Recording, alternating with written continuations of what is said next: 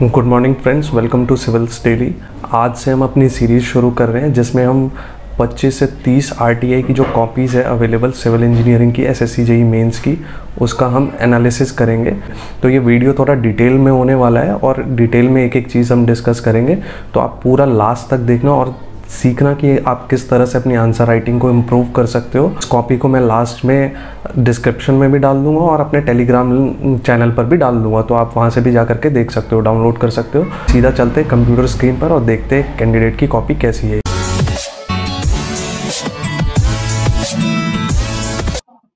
तो दोस्तों, हम आ चुके हैं अपने कंप्यूटर स्क्रीन पे। तो हमारे पास जो कैंडिडेट की जो कॉपी अवेलेबल है, इस कैंडिडेट को जो मार्क्स मिले थे 2018 में के मेंस के पेपर में, वो था 193 मार्क्स। आप देख सकते हो 193 मार्क्स इस कैंडिडेट को मिले, जो कि बहुत अच्छे मार्क्स हैं।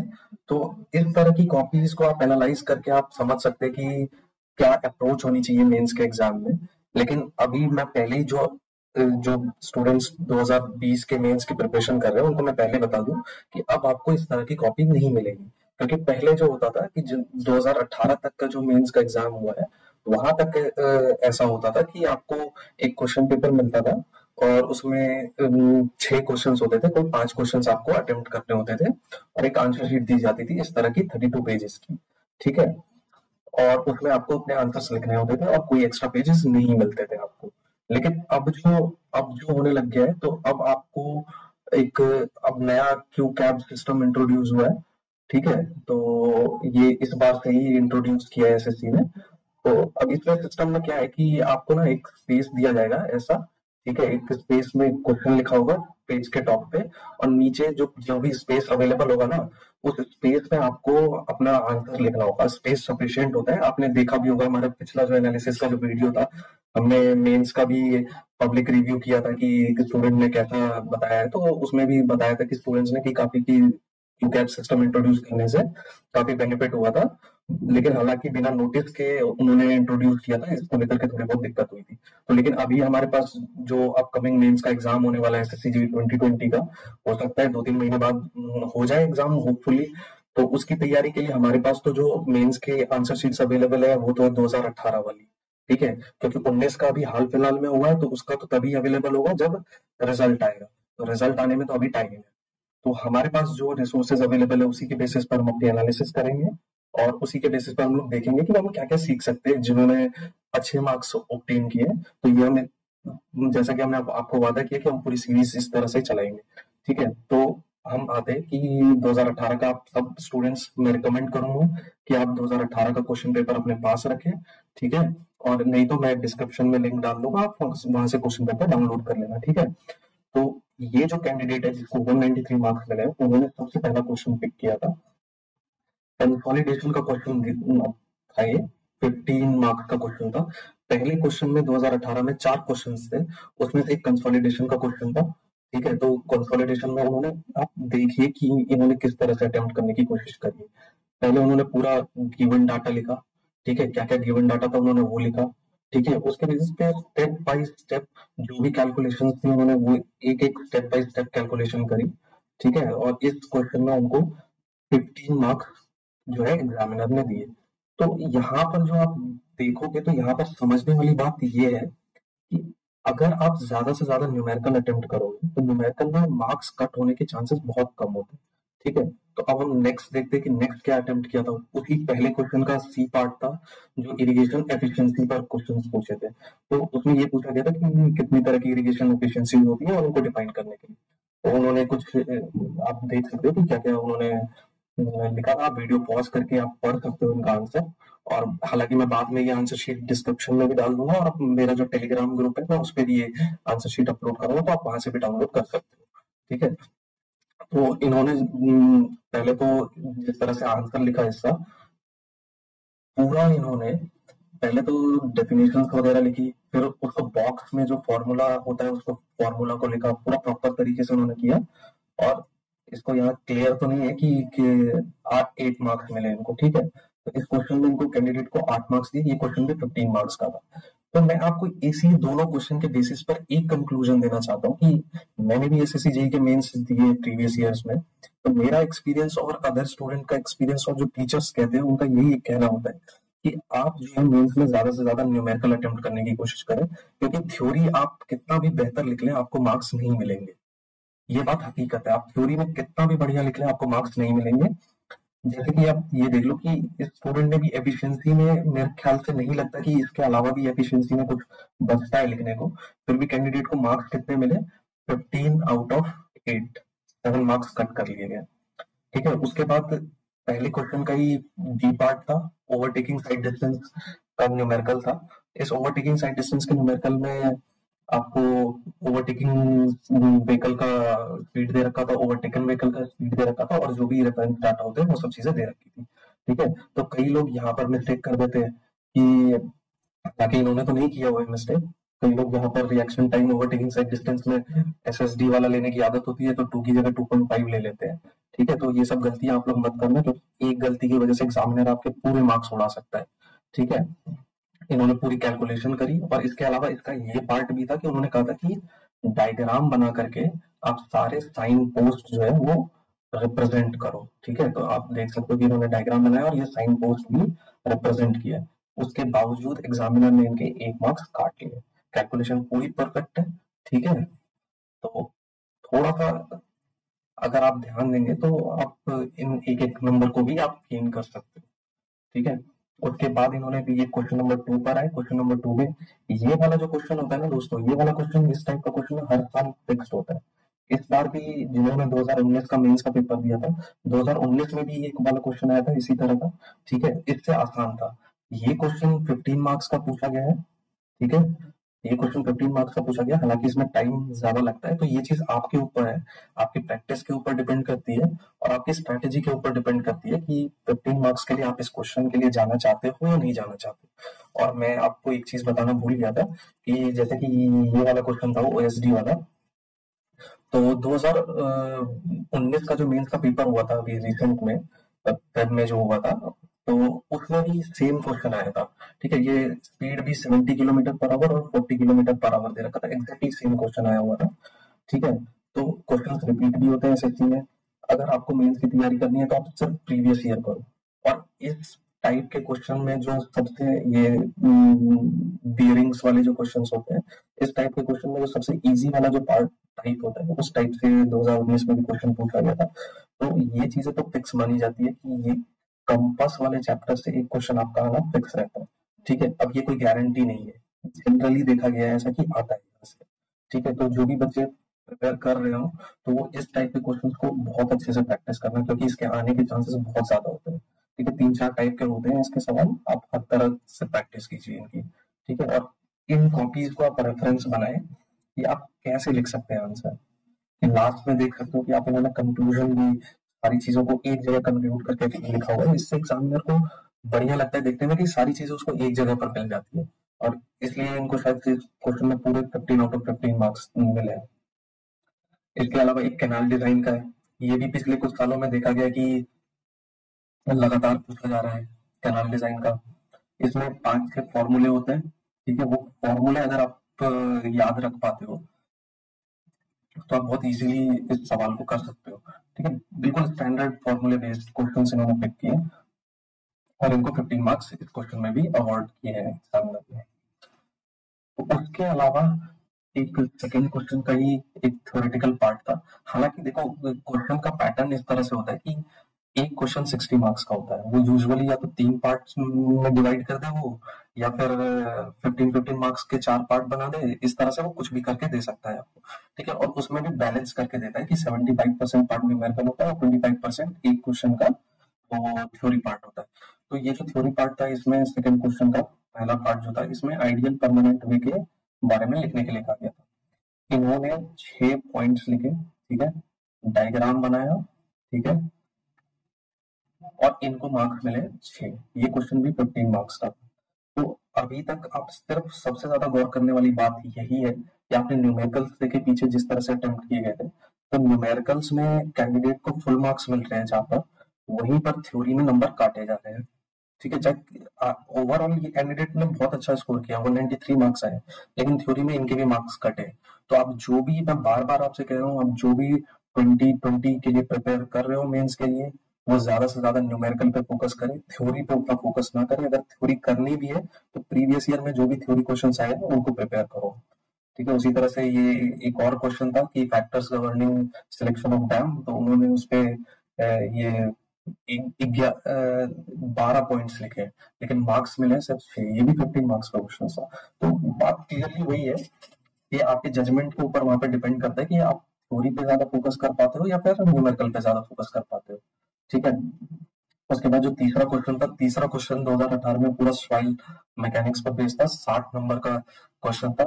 तीनों के तीनों क्वेश्चन, जो तीसरा क्वेश्चन था वो सॉइल मैकेनिक्स पे था। और ये भी लगातार देखा गया है कि एक ना एक टेस्ट पिछले कुछ सालों में देखा गया कि सॉइल मैकेनिक्स से एक ना एक टेस्ट जरूर पूछा जाता है। 20 मार्क्स का पूछा जाता है कम से कम।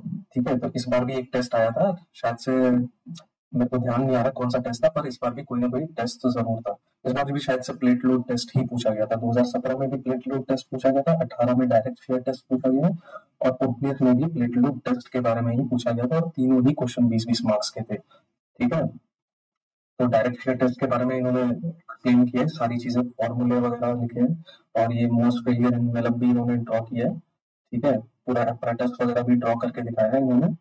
ठीक है, इसके अलावा इन्होंने एडवांटेजेस भी लिखे हैं कि क्या है इस टेस्ट के एडवांटेजेस। ये 20 मार्क्स का क्वेश्चन था। ठीक है, और इस 20 मार्क्स में इनको जो कैंडिडेट को जो नंबर मिले वो 10 नंबर मिले। तो फिर से वही थ्योरी है, थ्योरी में आपको नंबर नहीं मिलेगा। ठीक है, उसके बाद इन्होंने न्यूमेरिकल अटेम्प्ट किया। स्लैब का डिजाइन था। अब स्लैब का डिजाइन आप देखो कि मैं आरसीसी में कहता रह गया। मैंने जो एनालिसिस वाला वीडियो बनाया था, और जो मैंने आपको एक और वीडियो बना करके दिखाया था कि मेंस की तैयारी क्या कैसे करनी चाहिए, क्या अप्रोच होनी चाहिए, उसमें भी मैंने आपको कहा था बार बार कि अगर आपके पास टाइम नहीं है आरसीसी में देने के लिए, हालांकि आरसीसी बहुत इंपॉर्टेंट सब्जेक्ट है मेंस के लिए, क्योंकि जो भी क्वेश्चन इससे आता है बहुत ज्यादा वेटेज कैरी करता है। वो क्वेश्चन 2-3 आते हो, लेकिन वो होते बहुत ज्यादा मार्क्स के। तो मैंने आपको कहा था कि आप 4 डिजाइन एटलीस्ट कंप्लीट करके रखें, उसी में से ही सवाल आते हैं। जनरली हर साल में यही देखा गया है। और वो सवाल कौन से होते हैं? बीम, स्लैब, कॉलम, फुटिंग, ये 4 तरह के ही सवाल होते हैं। हालांकि इस बार मैथनरी वॉल का डिजाइन आ गया था, जो कि सरप्राइजिंग था स्टूडेंट्स के लिए 2019 में। तो छोड़े कुछ भी नहीं, लेकिन मैं इन केस के लिए अगर कह रहा हूँ कि अगर आपके पास टाइम नहीं है तो आप बीम, स्लैब, कॉलम, फुटिंग इसके इर्द गिर्द भी अपनी तैयारी को रख सकते हैं आरसीसी की। इस बार वैसे मैसनरी वॉल भले अलग आया था, सरप्राइज किया था, लेकिन मैसनरी वॉल के अलावा एक कॉलम का भी क्वेश्चन था, जो कि बहुत आसान क्वेश्चन था। उसमें कॉलम में क्या था, सिर्फ लोड कैरी कैपेसिटी आपको बतानी थी सर्कुलर कॉलम की। ठीक है, तो ये चीज थी। तो इन्होंने जो डिजाइन किया है, ठीक है, इस डिजाइन में इन्होंने सारे चेक्स अप्लाई किए। ठीक है, और अगर आप देखो तो इन्होंने डिजाइन में यहाँ पर चालाकी की है कि चेक्स, बहुत लिमिटेड चेक्स अप्लाई किए। ठीक है, इन्होंने सारे चेक्स, शेयर का डिजाइन नहीं किया इन्होंने, बाकी जो भी चेक्स होते हैं वो सब अप्लाई नहीं किए। इन्होंने सिर्फ जो मिनिमम जो चेक्स होते हैं कि मिनिमम रेनफोर्समेंट, स्पेसिंग, इन सब का चेक्स लगा करके छोड़ दी।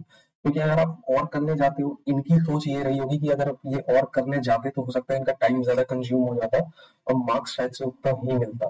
ठीक है, तो इनको 18 मार्क्स मिले, which is not a bad marks out of 25। ठीक है, तो डिजाइन के क्वेश्चन में आपको थोड़ा सा सावधान रहना पड़ेगा कि आपको देखना पड़ेगा कि आपको टाइम ज्यादा उस वक्त आपके लिए इम्पोर्टेंट है या फिर 25 मार्क्स आपके लिए ज्यादा इम्पोर्टेंट है। अगर आपको टाइम अलाउ कर रहा है तो आप go for the design question. ठीक है, अगर लेकिन आपके पास अगर टाइम कम पड़ रहा है एग्जामिनेशन में, तो आप डिजाइन के क्वेश्चंस को स्किप कर सकते हो, क्योंकि अदर न्यूमेरिकल्स भी होते हैं जो कि छोटे होते हैं और आपको मार्क्स ज्यादा दे सकते हैं। ठीक है, इसके अलावा एक तीसरा पार्ट था इसका, तीसरे क्वेश्चन का, जिसमें आपको रेक्टेंगुलर बीम को डिजाइन करना था। ठीक है, इसमें सिर्फ सेक्शन डिजाइन करना था, आपको मोमेंट दे रखा था। ठीक है, आपको ग्रेड ऑफ स्टील दे रखी थी, और उस मोमेंट के लिए आपको एक सेक्शन डिजाइन करना था। ठीक है, तो सिंपल सा क्वेश्चन था, 15 मार्क्स का था, लेकिन उनको कैंडिडेट को 12 मार्क्स दिए हैं। ठीक है, और पीछे में आपको एक चीज गलत बोल गया कि थर्ड क्वेश्चन था सॉइल मैकेनिक्स का, लेकिन वो थर्ड क्वेश्चन नहीं था, third question RCC dedicated question था। तो अब जब ये वाला क्वेश्चन था, ये वाला क्वेश्चन पूरा सॉइल मैकेनिक्स का था। ठीक है, इस सॉइल मैकेनिक्स के क्वेश्चन में ये वाला क्वेश्चन जो अर्थ प्रेशर से रिलेटेड है, क्योंकि अर्थ प्रेशर वाला क्वेश्चन ऐसा होता है दोस्तों कि ये बहुत ही ज्यादा फ्रिक्वेंटली पूछा जाता है। ये एसएससी जेईई के मेंस के हर हर हर साल लगभग ये सवाल पूछा जाता है। और अगर आप प्रिपेयर कर रहे हो ना, अगर सॉइल मैकेनिक्स में भी आपके पास कम टाइम है, तो आप शेयर स्ट्रेंथ, अर्थ प्रेशर, ये 2 चैप्टर तो आप बहुत अच्छे से करके जाओ, क्योंकि इसमें से बहुत फ्रिक्वेंटली सवाल पूछे जाते हैं। ठीक है, तो इसमें गेम क्या था इस क्वेश्चन में कि इन्होंने पूछा था अर्थ प्रेशर एट रेस्ट। तो कई लोगों की आदत होती है, कई कैंडिडेट्स की एक्टिव अर्थ प्रेशर निकालने के लिए चले जाते हैं, लेकिन आपको सवाल पढ़ना भी है वहां पर कि क्या पूछा गया। इन्होंने अर्थ प्रेशर एट रेस्ट का पूछा था। ठीक है, तो जिन्होंने ये चीज समझ ली उन्होंने इस क्वेश्चन को कर दिया। तो बहुत आसान सा क्वेश्चन था, इसलिए 50 मार्क्स मिले। ठीक है, उसके बाद नेक्स्ट क्वेश्चन था वो कुछ इस तरह का था कि सीव एनालिसिस पर बेस्ड क्वेश्चन था। ठीक है, तो सीव एनालिसिस के बेसिस पर आपसे दूसरा क्वेश्चंस भी पूछे गए थे। ठीक है, तो D60 वगैरह D10 निकालना, फिर उसके बाद coefficient of uniformity, coefficient of curvature, ये सब वगैरह निकालने के लिए आपको बोला गया था। ठीक है, पार्टिकल साइज डिस्ट्रीब्यूशन कर्व भी प्लॉट करना था। इन्होंने particle size distribution curve plot नहीं किया, शायद इसी वजह से इनको थोड़े से मार्क्स काट लिए गए, 7 मार्क्स शायद उस वजह से काटे गए थे। ठीक है, तो मैं सॉइल मैकेनिक्स की प्रिपरेशन के लिए आपको ये कहना चाहता हूँ, अगर आपको सॉइल मैकेनिक्स अगर स्ट्रॉन्ग सॉरी अगर आपको एसएससी जेईई मेंस निकालना है, तो आपको सॉइल मैकेनिक्स बहुत स्ट्रॉन्ग होना चाहिए। ठीक है, आप यही एक सब्जेक्ट है, मैं और किसी सब्जेक्ट के लिए आपको रिकमेंड नहीं करूंगा कि आप इंजीनियरिंग सर्विसेज के न्यूमेरिकल लगाएं, तो अगर आप सॉइल मैकेनिक्स के लिए आप जरूर जो है वो ईएससी के मेंस के कन्वेंशनल क्वेश्चंस को जरूर प्रैक्टिस करें, 2-2 बार लगाएं, जितनी बार हो सके उतनी बार लगाएं, क्योंकि सॉइल मैकेनिक्स बहुत इंपॉर्टेंट सब्जेक्ट है, हर बार अच्छा खासा वेटेज कैरी करता है। 360 में से अकेले 90-95 मार्क्स का तो सिर्फ सॉइल मैकेनिक्स होता है, almost 1/3 weightage soil mechanics carry करता है। ठीक है, तो उसके बाद एक ये नेक्स्ट क्वेश्चन था, इसमें ट्रांसमिसिबिलिटी निकालने के लिए कहा गया था। ठीक है, एक कंबाइंड एक्यूपर का क्वेश्चन था, इसमें भी ये 15 मार्क्स का क्वेश्चन था, इसमें भी कैंडिडेट को 15 मार्क्स ही मिले। ठीक है, तो ये टाइप का भी क्वेश्चन जो है वो डुपिट्स थ्योरी, डुपिट्स का बेस्ड जो भी क्वेश्चन है, ये भी ये हर साल लगभग देखा ही जा रहा है मेंस में। तो ये 2-3 टॉपिक्स हैं, आप इन पर फोकस रखें। ठीक है, और इन कैंडिडेट्स की कॉपी को आप रेफरेंस बना करके अपनी तैयारी को अप्रोच करें। ठीक है, अगेन फिर से वर्केबिलिटी का एक क्वेश्चन था, ये 2019 में भी सेम क्वेश्चन रिपीट हुआ था, और इस बार तो 30 मार्क्स का था, लेकिन जब ये 2018 में पूछा गया था, तो जो आप देख रहे हो आंसर शीट, जब ये 2018 में पूछा गया था तब ये 20 मार्क्स का क्वेश्चन था। ठीक है, लेकिन जब 2019 में अभी लेटेस्ट वाले मेंस में जब पूछा गया था, सेम क्वेश्चन पूछा गया था, तो ये तब 30 मार्क्स का क्वेश्चन था। तो इन्होंने सारी चीजें डायग्राम बनाई है, एपरेटस के डायमेंशंस लिखे हैं, तो ये सब चीजें आप ध्यान रखो, क्योंकि ये सब चीजें एग्जामिनर देखता है। ठीक है, स्लम्प कितने तरह के होते हैं, true slump, share slump, collapse slump, तीनों इन्होंने बना करके दिखाया। फिर कॉम्पैक्टिंग फैक्टर टेस्ट के बारे में लिखा है, और वैल्यूज भी लिखी है। तो ये वैल्यूज वगैरह ये सब चीजें थोड़ा सा अट्रैक्ट करती है एग्जामिनर को, कि आपको स्टैंडर्ड वैल्यूज आपको मालूम है या नहीं। ठीक है, फैक्टर्स अफेक्टिंग वर्केबिलिटी, ये सब लिखा है इन्होंने।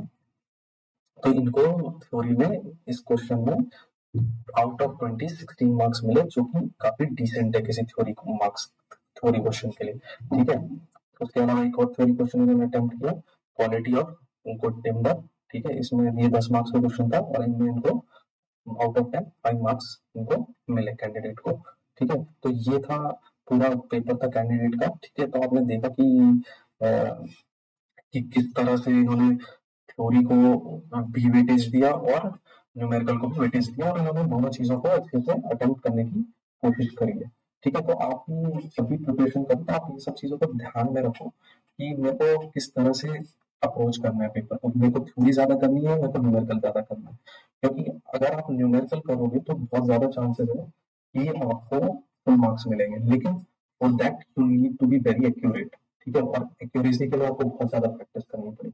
आपको हर सब्जेक्ट के लिए इंजीनियरिंग सर्विसेज के कन्वेंशनल क्वेश्चंस लगाने की जरूरत नहीं है, पर सॉइल मैकेनिक्स के लिए आप जरूर कन्वेंशनल क्वेश्चंस को लगाओ, क्योंकि सॉइल मैकेनिक्स का वेटेज बहुत ज्यादा होता है। ठीक है, आरसीसी भी अच्छे से करो। ठीक है, जितने भी सब्जेक्ट्स हैं आप तो पहले तो प्रायोरिटी यही रखो कि आपकी सारे सब्जेक्ट स्ट्रॉन्ग होने चाहिए। ठीक है, और इसी तरह से जितनी भी कॉपियां हैं वो मैं आपको वीडियो के थ्रू या नहीं तो टेलीग्राम का लिंक जो है वो मैंने डिस्क्रिप्शन में डाल दिया, टेलीग्राम चैनल ज्वाइन करो। जो भी अपडेट्स होंगी मैं आपको सारी सारी की सारी कॉपियां मैं आपको वहां पे अवेलेबल कराऊंगा, 25 से 30 कॉपियां, ठीक है। मैं सब पर वीडियोस बनाऊंगा, आपको सबको पूरी सीरीज ये चलती रहेगी जब तक कि मेंस का पेपर होता है, कि आपके पास इतना एनफ एक्सपीरियंस होना चाहिए आंसर्स देख करके किस तरह से मार्किंग होती है, ठीक है। तो वो हमारे साथ जुड़े रहे, आने वाले टाइम पर डेली आपको अपडेट्स मिलेगी। सिविल डेली यूट्यूब चैनल को आप सब्सक्राइब कर लें, ठीक है, और बेल आइकन को जरूर दबाना, ताकि जो भी मैं वीडियोस बनाऊं वो आपके फोन पर आपको नोटिफिकेशन मिल सके उसका, ठीक है। चलो, थैंक यू।